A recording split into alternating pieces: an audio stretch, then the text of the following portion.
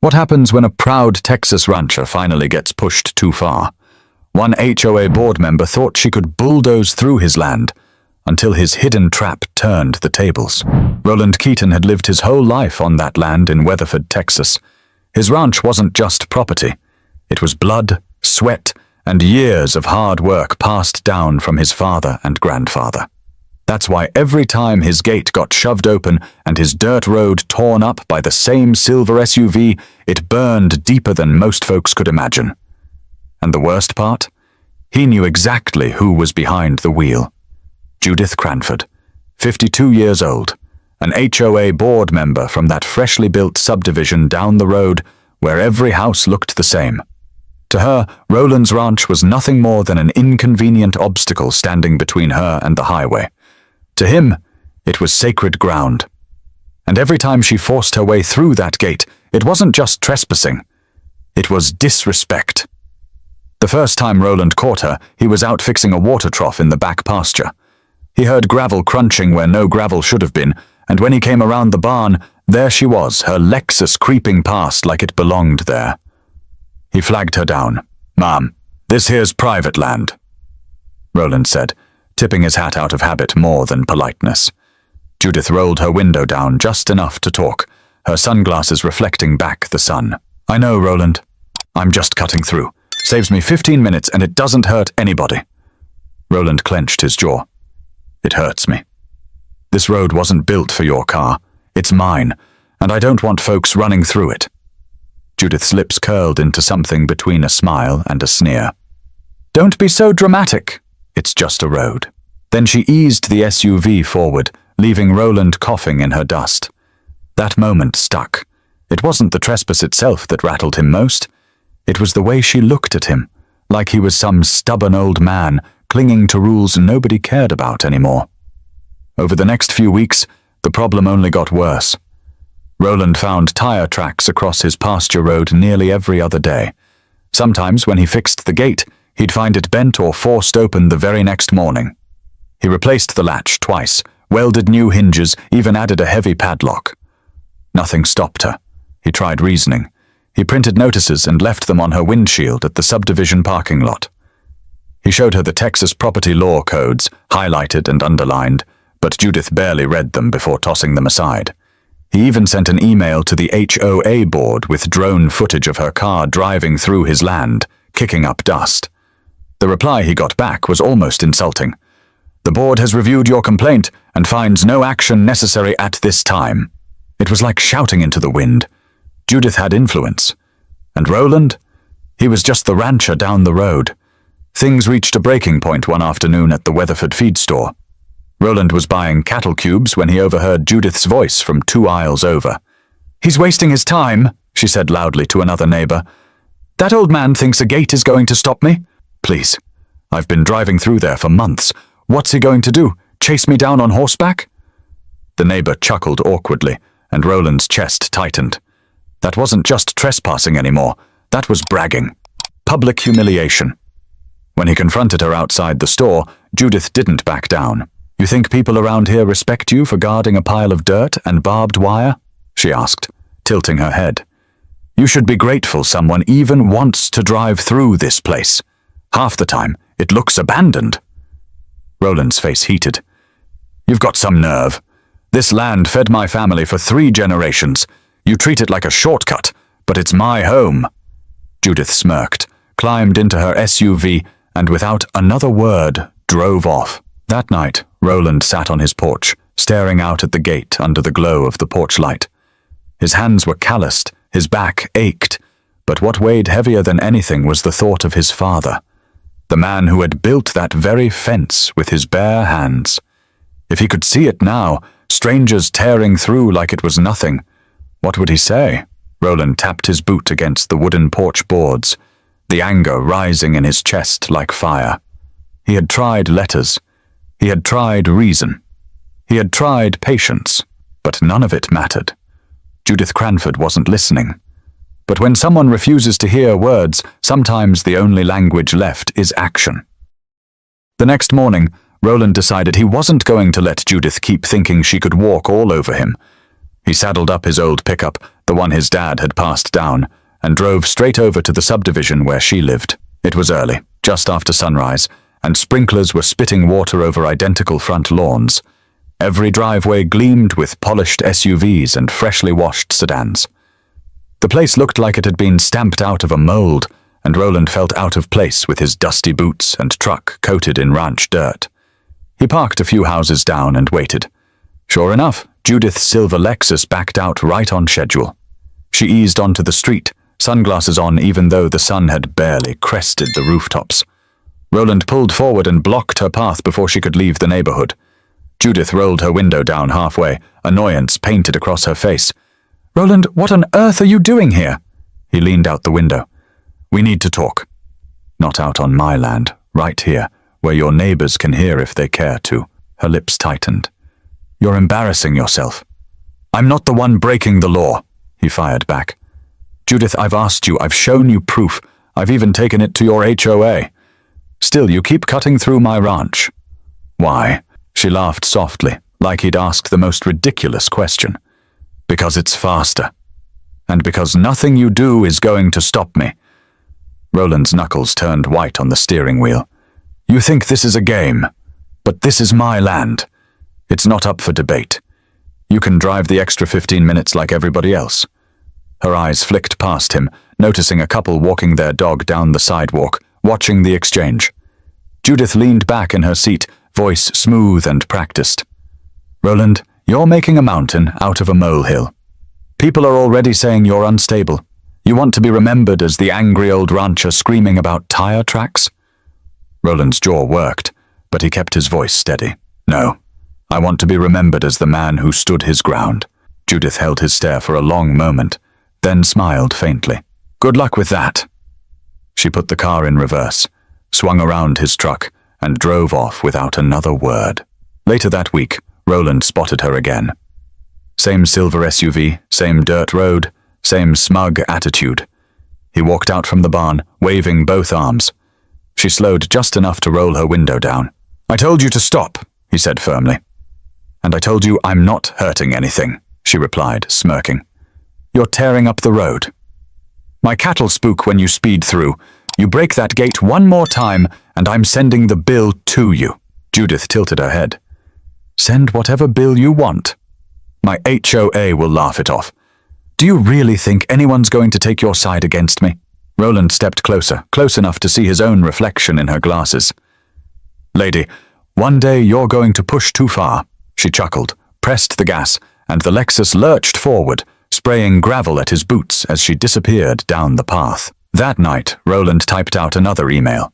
He attached fresh drone footage, detailed the damage to the gate, and explained the livestock safety risk. His words were blunt. "If this continues, I'll be forced to take measures to protect my property." The response came back 2 days later. "The board acknowledges your concerns but maintains that this is a private dispute between neighbors. The HOA will not be intervening." Roland sat back in his chair, staring at the screen. He could almost hear Judith laughing as she read it too. To her, it was confirmation that she had the upper hand. At church that Sunday, an old friend pulled him aside.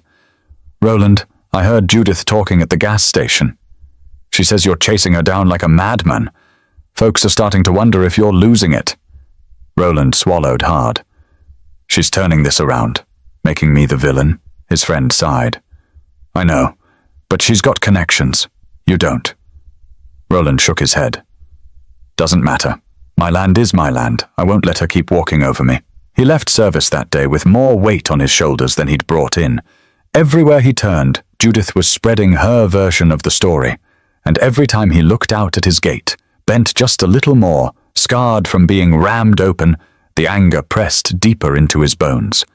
But Roland still thought there might be one last chance to stop her before things went too far. By the time May rolled around, the road through Roland's pasture didn't look like his road anymore. Deep ruts carved into the dirt where her tires passed again and again, a trail of dust marking every shortcut she took. He could tell which days she'd been through just by the way the ground looked, by the way his cattle lingered further from the gate, spooked by the noise of an engine that didn't belong. Roland had tried everything short of calling the sheriff. He'd even sat out by the gate with his thermos of coffee, waiting for her, hoping she'd stop and see him sitting there like a guard dog. She never slowed. If anything, she sped up, throwing gravel behind her tires like a taunt. One Friday morning, after finding the gate latch ripped clean off again, Roland drove into town for supplies. At the Weatherford diner, where farmers and ranchers gathered for breakfast, he slid into a booth with his friend Eddie Burleson. Eddie was the kind of man who listened more than he talked, but today he leaned forward, eyes narrow. "Roland, you know she's telling people you threatened her, right?" Roland set down his coffee cup with a hard clink. "Threatened her? I told her to quit trespassing." "That's the truth." Eddie shook his head. "She's saying you stood in front of her car, yelling, waving your arms like you were about to drag her out. Folks are repeating it like gospel." Roland's chest tightened. "She's twisting it. I didn't touch her car. Didn't lay a hand on her." From the counter, another rancher piped up, half under his breath but loud enough for Roland to hear. "Careful, Keaton. HOA folks don't play fair. You're picking a fight you can't win." The words stung. Roland had spent decades earning respect in that community, only for it to slip through his fingers because one woman couldn't respect a boundary. When he left the diner, he noticed something in town he hadn't seen before. People glancing his way, whispering. He knew that look. Rumors were spreading faster than truth. That evening, he walked the length of his pasture fence, thinking. The sun bled orange across the horizon, and cicadas screamed from the trees. Every sound reminded him how alive the land was, how much it meant to him. His grandfather had fenced that first boundary with little more than sweat and stubbornness. Now a woman with a luxury car and an HOA title thought she could plow through it like it was nothing. Roland muttered to himself. Not anymore. 2 days later, Judith came again. He knew the sound of her engine by now, a low growl that didn't belong on ranch roads. He stepped out as her SUV approached, arms crossed. "Judith," he called, standing firm in the center of the road. She braked, then rolled the window down with a sigh. "Really, Roland? Again with this performance?" "You call it performance. I call it standing where I belong," he said flatly. She smirked. "Look, I don't know why this bothers you so much. It's just a road. You've got acres of land, cows wandering everywhere, and you're worried about me saving a few minutes?" Roland took a step closer, his voice steady. "Because if I let you walk over me, then anybody thinks they can. You understand that?" Her laugh was sharp. "You sound like some cowboy from a bad movie. Nobody cares about your dirt road, Roland. Nobody but you." He leaned in just enough so she couldn't mistake the weight of his words. "And that's all that matters. It's mine, and I won't let you keep tearing it up." She rolled her eyes, put the car back in gear, and pressed forward. This time, Roland had to step aside or be hit. Dust filled his lungs as she roared past, her SUV bouncing down the rutted road like she owned it.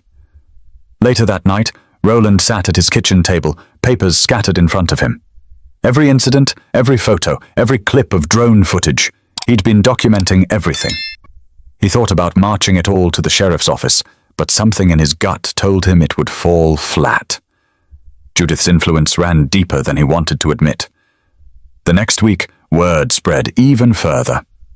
A neighbor stopped Roland at the feed store. "Judith says you're obsessed with her, that you sit out waiting for her car like some kind of stalker. Is that true?" Roland's hands tightened around the bag of seed he was holding. "No, that's her story, not mine.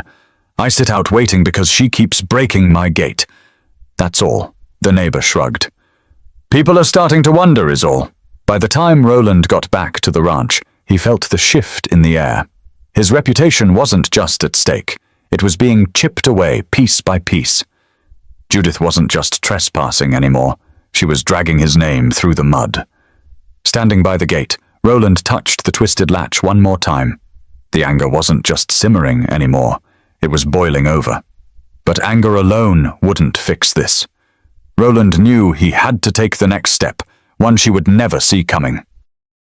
The Texas heat beat down hard that week, the kind that dried sweat before it could even run. Roland stood at his gate, staring at the twisted hinge Judith had shoved through again.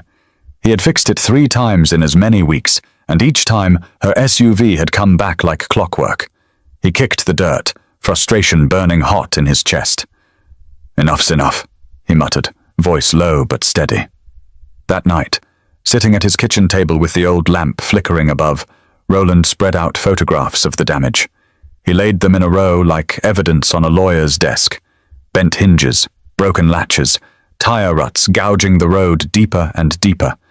Every image was a reminder of how little his words had mattered. His hands trembled as he held a picture of his father standing at that same gate 30 years earlier, proud, smiling, his arm slung around Roland's shoulder. That fence had been built with his father's sweat. Now, a woman who had lived down the road for barely a decade thought she could tear it apart like it was nothing. Roland whispered into the silence.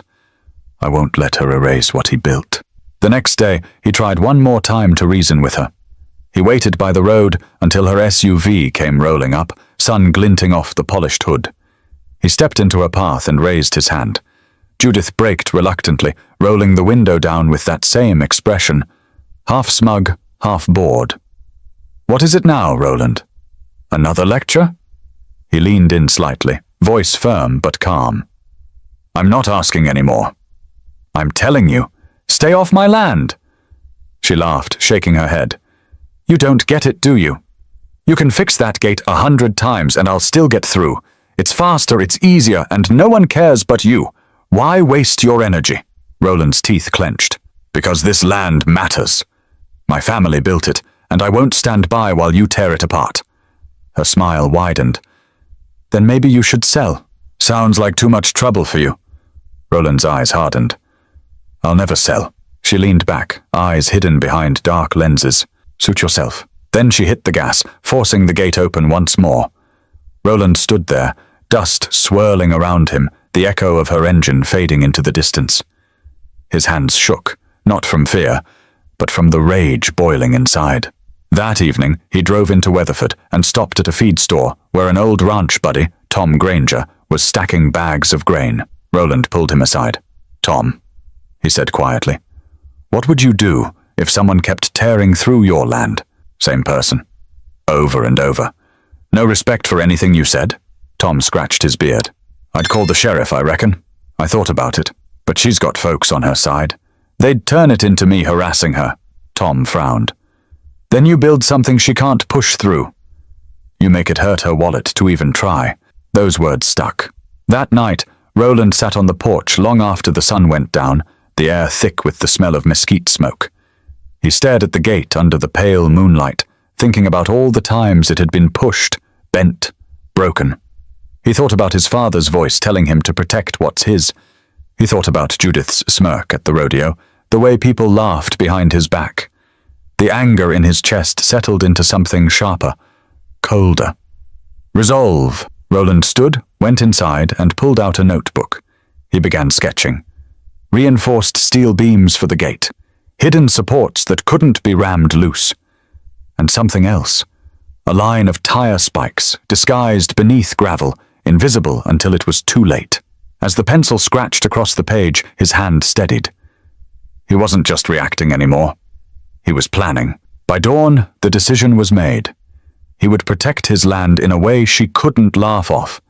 He would build something that spoke louder than all the words she had ignored. The next morning, Roland drove into Fort Worth again, this time with a list of supplies that looked more like construction gear than ranch upkeep. Steel rods, heavy hinges, reinforced bolts, and a special order item he had researched the night before, retractable tire spikes, the kind used in parking garages and restricted lots. When the cashier raised an eyebrow, Roland just said, "Fixing a problem." Back at the ranch, he unloaded the truck piece by piece, setting the supplies in neat rows near the barn. He stood there for a long moment, wiping the sweat from his brow, staring at the gate in the distance. This wasn't about revenge. Not to him. It was about respect, about teaching a lesson that words had failed to teach. But deep down, Roland knew once he built it, there'd be no going back, and part of him welcomed that. The summer sun was merciless, but Roland hardly noticed. Sweat poured down his back as he worked, Yet he moved with the kind of steady focus that only comes when a man's patience has finally run out. The gate had been patched for the last time. This time, it was being rebuilt. He started with the steel beams, measuring and cutting them with a precision his father would have admired. Sparks flew from the grinder, lighting up the barn like fireflies. He welded the frame solid, embedding it into concrete footings that went deeper than any ordinary ranch gate needed. This wasn't just for cattle. This was for someone who thought rules didn't apply to her. As he worked, he thought about all the conversations he'd had with Judith. Every dismissive smirk, every laugh, every time she brushed him off like he was the nuisance instead of her. The anger fueled him, but underneath it was something heavier, a deep sense of betrayal. She hadn't just ignored him. She'd made him into the town fool. 2 days later, the gate stood taller, heavier, and stronger than before. But the real piece of work was hidden just behind it. Roland had laid down a trench across the road, filled it with a line of retractable tire spikes. Each spike was reinforced steel, sharp enough to cut through thick rubber. He covered them with a thin layer of gravel, spreading it carefully until the ground looked no different from the rest of the road. When he finished, he stood back and stared.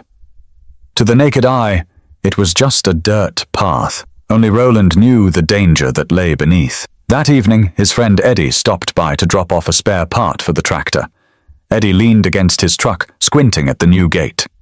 "Looks like you went all out," Eddie said. Roland wiped the sweat from his brow. "Had to. She keeps breaking it. This one she won't push through so easy." Eddie nodded, then lowered his voice. "What else did you do?" Roland hesitated, then shrugged.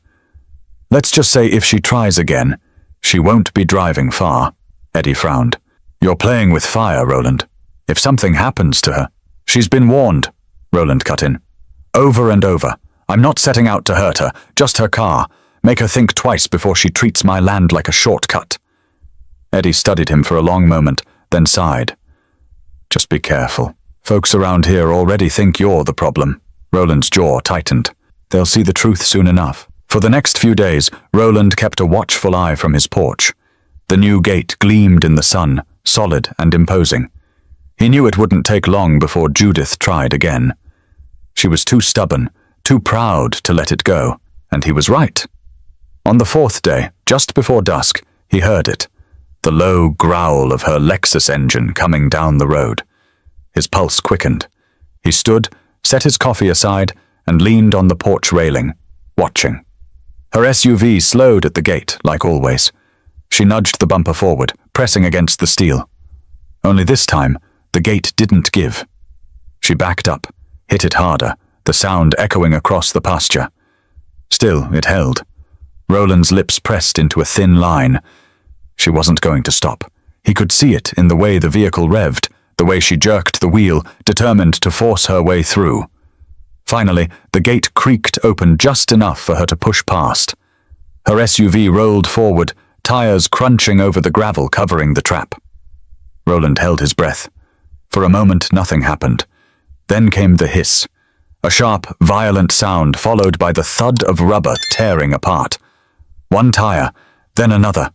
Within seconds, all 4 had blown, the Lexus sinking on its rims like a wounded animal.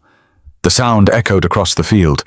Dust swirled around the crippled vehicle as Judith slammed the brakes, shock painted on her face. Roland stepped down from the porch slowly, his boots crunching against the dirt. He didn't hurry. He didn't need to. She wasn't going anywhere now. Judith threw open her door, standing beside the car in disbelief. "What did you do?" she shouted, her voice breaking. Roland's voice was calm, steady. "I told you this road wasn't yours to take. You didn't listen." Her eyes were wide, her face pale under the setting sun. "You can't do this. This is illegal." He stopped a few feet from her, hands at his sides. "Illegal is trespassing on land that isn't yours. Legal is breaking someone's gate, over and over. I tried letters. I tried talking. You wouldn't stop, so now you're stopped." For the first time, Judith didn't have a quick comeback. She looked down at her ruined car, then back at Roland. The bravado was gone, replaced by something else. Fear. But Roland knew this wasn't the end. This was only the beginning of the storm that was about to follow. Judith's Lexus sat crippled at the edge of Roland's property like a monument to stubborn pride. The tires were shredded down to the rims, hissing and sagging, the gravel littered with strips of rubber.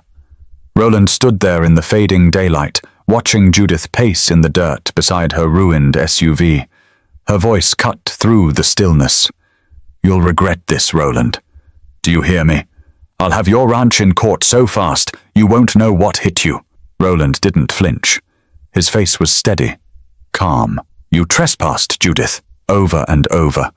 Now you've got proof of what happens when you ignore boundaries." Judith's eyes flashed. "Boundaries? Don't play righteous with me. This is harassment." Roland stepped closer, lowering his voice. "No. This is consequence, something you've avoided for too long." The tension hung in the air as the cicadas droned from the trees. Judith finally pulled out her phone, dialing with trembling fingers. "You'll be hearing from my lawyer," she spat. Then she turned away, refusing to look at him. Roland left her standing there, walking back to his porch without another word. He knew better than to get into a shouting match, not when she thrived on making him look like the villain. By the time a tow truck arrived, night had fully set in. Roland watched from his porch light as the driver winched her luxury SUV up onto the flatbed. Judith stood off to the side, arms crossed, her expression cold as stone. She never looked his way again that night, but Roland knew this wasn't finished. If anything, the real fight was about to start. The following morning, he drove into town for coffee. The diner was buzzing with chatter, not the kind of buzz that came from the usual rodeo talk, but sharp whispers that quieted when he walked in. He slid onto a stool at the counter, ordered his coffee, and kept his gaze fixed ahead. From a booth nearby, he overheard someone mutter, "That's the guy who laid spikes under his gate." Took out her tires, all four. Another voice chimed in. "She says it was intentional. Dangerous. What if someone else drove through?" Roland sipped his coffee, ignoring the sideways glances. The story was out, and like always, Judith had made sure her version came first. Later that day, he got a knock on his door. It was Deputy Sheriff Mark Rowden, a tall man with a weathered face and a no-nonsense demeanor. "Roland," the deputy said, tipping his hat slightly. "We got a complaint. Says you set up some kind of trap at your gate." Roland crossed his arms. "She left out the part where she's been trespassing for months, breaking my gate every chance she gets." Rowden sighed. "I'm not here to pick sides. Just here to hear both stories. She's saying it was dangerous, reckless. You saying it's your property, your right, it is my right," Roland said firmly. "I built that gate. Paid for that road. She had no business driving through. She ignored every warning. I didn't touch her car. She destroyed it herself by forcing her way through." The deputy scratched his chin. "I hear you, but be careful. She's not backing down. And with her HOA friends, she's got folks who'll listen." Roland gave a short nod. "I've lived here my whole life. Folks know me. They know this land. I'm not the one lying." Rowden looked him over, then said quietly, "Truth don't always win in a fight like this. Watch your back." With that, he turned and left. As the days went by, Judith made sure the incident was the talk of town. She called meetings, rallied her HOA board, and painted Roland as a bitter old man who had gone too far. She told anyone who'd listen that she feared for her safety, that Roland was unhinged and dangerous. Roland's friends tried to reassure him. Eddie dropped by one evening and said, "Don't let her break you down. You did what you had to." Roland shook his head. "This isn't about her anymore. It's about respect. If she wins this fight, then every fence post I've set, every inch of this land means nothing. I won't let that happen." He stood at his porch rail, staring out at the gate in the twilight. The spikes were reset, covered neatly again with gravel. The steel bracing stood firm, gleaming faintly in the last rays of the sun. Judith might have lost her tires, but Roland knew she wasn't done.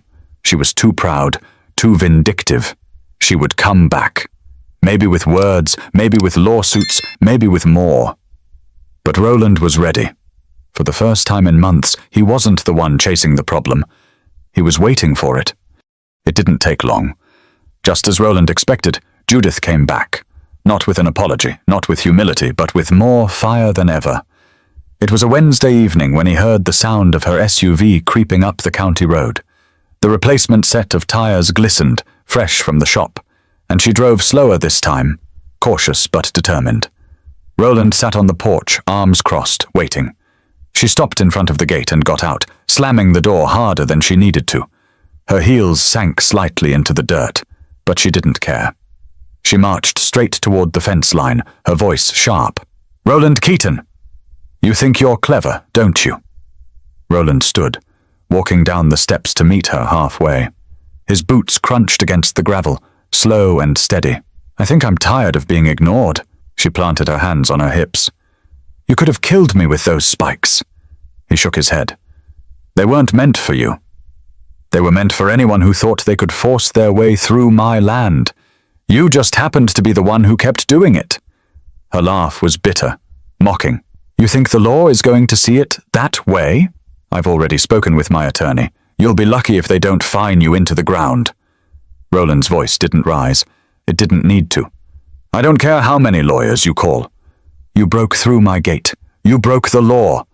And everybody knows it." Judith stepped closer, her face inches from his. "Everybody knows what I tell them, and I've told them you're dangerous, that you're obsessed, that you're trying to intimidate me." Roland's jaw tightened. "No, Judith. I'm trying to stop you. That's all." For a moment, the two stood locked in silence, the tension thick in the evening air. Then Judith smirked and pulled out her phone, snapping a photo of him standing near the gate. "This is all the proof I need," she said coolly. "You standing here, confronting me again, harassing me." Roland sighed heavily. "Take all the pictures you want. Truth doesn't change just because you tell it different." She raised her eyebrows. "We'll see about that." Before she could turn away, Roland pointed at the ruined grooves in the gravel where her SUV had been stranded days before. "That road doesn't belong to you. If you try it again, you'll get the same result. And next time, I won't even bother coming out to watch." Judith's mouth opened like she wanted to spit fire, but no words came. She simply glared at him, eyes narrowing, then stormed back to her SUV. The door slammed again, echoing across the pasture. Roland stayed rooted to the ground, watching her drive away. She didn't test the gate this time, not with the spikes waiting underneath, but the way her tires spun kicking up dirt told him she was far from finished. That night, as Roland sat on the porch, Eddie stopped by again. He leaned on the railing, watching the gate with him. "She's not gonna quit," Eddie said. Roland rubbed his hands together.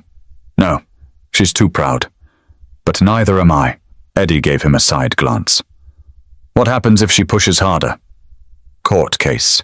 Deputies showing up more often? You ready for that?" Roland nodded slowly. "I've been ready. This land's worth more than peace with her. It's worth more than what folks whisper in town.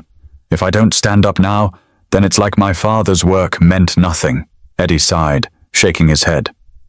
"You're a stubborn man, Keaton. But maybe stubborn's what it takes." The following weekend, Judith proved Eddie right. Roland was out mending fence posts along the southern pasture when he noticed a small gathering near his gate. At least 4 SUVs were parked outside the subdivision entrance, and Judith stood at the center, gesturing wildly as she spoke to her little audience. Cell phones were out, recording. Roland approached slowly, wiping sweat from his brow.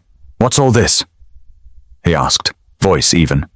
Judith turned with a grin that didn't reach her eyes. "A neighborhood safety meeting. Folks deserve to know there's a maniac setting traps on his land, don't they?" Murmurs rippled through the group. Roland kept his composure, even as the cameras turned on him. "My land," he said clearly, his voice carrying. "My right to protect it. I've said it 100 times and I'll say it again. She wasn't invited. None of you are. You want a shortcut, you'll find another road, because this one ends here." The crowd exchanged glances, uncertain. Judith pressed her lips into a smile, clearly pleased at the spectacle. But for once, Roland didn't care about winning the crowd. He cared about the line being drawn. But as he walked back toward his ranch house, Roland knew the fight had shifted. This wasn't about one woman anymore. This was about every eye in town watching to see who would give in first. The trap had stopped Judith's SUV, but it hadn't stopped her campaign. If anything, it poured gasoline on her fire. Within a week, the story had spread from the diner to the grocery store, from church pews to rodeo bleachers. Everyone had heard some version of it. Roland Keaton, the rancher who laid down spikes like he was guarding Fort Knox. Some said he'd gone too far. Others muttered he'd finally done what they wished they had the guts to do themselves. Either way, his name was on everyone's tongue. The first official knock came on a Friday morning. Deputy Rowden again, this time with a second officer standing behind him. "Roland," Rowden said carefully. "There's been a formal complaint filed. HOA board's pushing for an injunction. They want the spikes gone." Roland leaned on the porch post, arms crossed. "Did they mention she trespassed? That she broke my gate more times than I can count?" Rowden nodded slowly. "It's in there. But they're framing it as you setting a dangerous trap. If a kid on a dirt bike rolled through, or another driver turned down here by mistake, they'd say you were liable." Roland's jaw tightened. A kid on a dirt bike wouldn't have forced my gate open with a luxury SUV. Judith did. She knew what she was doing. The younger officer shifted uncomfortably, glancing at Rowden. "Sir, all we're saying is this isn't going away quietly." Roland gave a sharp nod. "Neither am I." After they left, Roland walked the fence line for hours, thinking. The trap had worked, but it had also painted a target on his back. Judith wasn't just trying to win a shortcut anymore, she was trying to ruin him. That weekend, at church, the tension was palpable. A few folks still shook his hand, but others avoided eye contact altogether. During coffee hour, he overheard two men debating. "He's reckless. Could have gotten someone killed. Or maybe she got what she deserved. Folks got to learn you can't push a man forever." Roland pretended not to hear, but the words followed him out the door. By Monday, Judith had escalated again. She called a meeting at the subdivision clubhouse and invited local press. Roland didn't attend, but Eddie stopped by later with a grim look. "She stood up there with pictures of her car. Told everybody you're dangerous, said you're turning the whole county road into a war zone." Roland's face hardened. "Did anyone speak against her?" Eddie hesitated. "A couple, but most just listened." "Cameras were rolling, Roland. This isn't just town gossip anymore. She's trying to drag your name into headlines." That night, Roland sat alone on his porch with the cicadas screaming in the distance. He thought about his grandfather's calloused hands, about the sweat that had built every fence post on that land. He thought about his father teaching him that boundaries matter, because without them, a man has nothing to stand on. He muttered to himself, "I won't let her erase that. Not for me. Not for them." But the pressure was closing in. A letter arrived by midweek, a notice from a lawyer representing the HOA. It demanded the immediate removal of the tire spikes, calling them hazardous devices and threatening civil action. Roland crumpled it in his fist. The next evening, Judith showed up again, not to trespass, but to taunt. She parked just outside the gate, stepped out and raised her phone like she was documenting everything. "You won't win this, Roland," she called, her voice cutting through the twilight. "You can hide behind your fence, but the law's on my side." Roland walked to the gate, gripping the steel bars. "The law's on the side of the man who owns the land." "You can twist stories, but you can't change that," she smirked. "We'll see what the judge thinks." Then she got back in her SUV and drove off, tires spitting gravel. The confrontation left Roland restless. That night, sleep wouldn't come. He paced his living room, replaying the months of trespassing, the laughter at the rodeo, the whispers at the diner. He had drawn a line in the dirt, and now the whole town was watching to see if he would hold it. When dawn finally broke, Roland stood at his porch rail with his coffee, staring out at the land he'd sworn to protect. The fields stretched wide, golden in the morning light, silent witnesses to the fight that had consumed his life. He whispered, almost like a prayer, "I won't bend. Not now. Not ever." But he also knew the final reckoning was near, and it would come not from tire spikes, but from the courtroom, where the truth would be tested under harsher light. The courthouse in Parker County wasn't grand or imposing. It was a squat, brick building with double doors that had seen decades of disputes, land deeds, family quarrels, contract battles. But for Roland Keaton, walking up those steps felt heavier than any work he'd done on the ranch. Inside, the air smelled faintly of paper and coffee.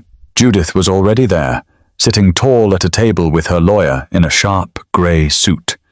She wore her confidence like armor, flashing him the same smug smile she'd worn the day she first rolled across his pasture road. Roland sat opposite, his calloused hands folded on the table. He didn't have an expensive lawyer, just an old family attorney named Gerald Yates, a man who had represented ranchers for decades. Gerald leaned close, speaking softly. "Remember, Roland, stick to the truth. That's all you need." When the judge entered, the room quieted. The hearing wasn't criminal, just a civil dispute.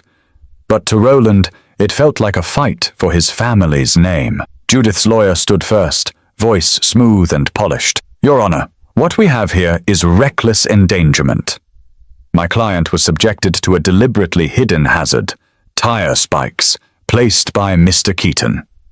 This device could have caused serious injury or death, had conditions been different. It is our contention that his actions were not only extreme, but dangerous to the entire community." Judith nodded vigorously, dabbing at her eye with a tissue, like she was the victim of something far worse than flat tires. Gerald rose next, his voice slow and measured. "Your Honor, this case is not about danger. It's about respect for property. My client warned Ms. Cranford repeatedly. He documented her trespassing. He repaired his gate, only for it to be forced open again and again. He reached out to the HOA. He reached out to her directly. Every attempt was ignored. My client did not set a trap to harm. He reinforced his gate and protected his land from repeated intrusion. That is his right under Texas law." The judge listened quietly, eyes flicking between the two sides. When it was Roland's turn to speak, he stood slowly. His boots echoed against the floor as he addressed the bench. "Your Honor, I'm no man of fancy words. I've lived on that land my whole life, my father before me, my grandfather before him. We built it, worked it, and respected it, and I asked her again and again to do the same. She didn't listen. She laughed. She bragged about tearing through what wasn't hers. I didn't build those spikes to hurt her. I built them to stop her from breaking what generations of my family worked for." The courtroom was quiet. Even Judith looked caught off guard by the steady conviction in his voice. The judge leaned forward. "Miss Cranford, did you repeatedly drive through Mr. Keaton's property after being told not to?" Judith hesitated. Her lawyer whispered something, but the judge pressed again. "Yes," she admitted finally, her voice clipped. "But it wasn't—" "That's enough," the judge interrupted. "You knowingly trespassed. This court does not condone hidden hazards, but neither can we ignore repeated violations of property rights. Mr. Keaton, you are ordered to remove the spikes as they present an ongoing risk. However, Ms. Cranford, you are hereby forbidden from entering his land without express permission. Any further violation will be considered criminal trespass. This case is closed." The gavel struck once, sharp and final. Judith's face reddened, lips pressed tight as she gathered her things. Her lawyer leaned close, whispering frantically, but the victory she expected had slipped away. Roland watched her leave, shoulders stiff, her pride bruised more than her tires ever were. Outside, Eddie was waiting by the truck. "How'd it go?" he asked. Roland allowed himself the faintest smile. "Judge made me pull the spikes, but she's banned from setting one foot on my land. That's what matters." Eddie slapped him on the shoulder. "Then you won." As they drove back toward the ranch, the sun hung low, casting the fields in golden light. Roland gazed out at the land, his land, and felt the weight in his chest ease for the first time in months. The fight wasn't about spikes, or even the gate. It was about proving that boundaries mattered, even when the world tried to tell you otherwise. Later that evening, Roland sat on his porch with his coffee, watching the cattle graze in the distance. He thought about the judge's words, about Judith's face when she was forced to admit the truth.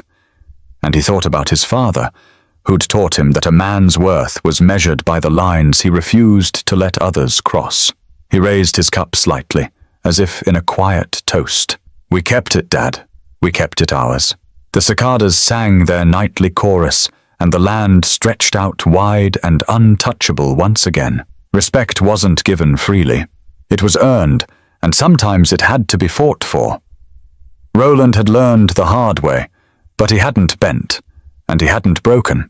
And maybe that was the lesson all along, that boundaries, whether fences on a ranch or principles in life, only matter if you have the courage to defend them. So if you've been watching this story, ask yourself, what's the line you won't let anyone cross? Because in the end, protecting it might just define who you are.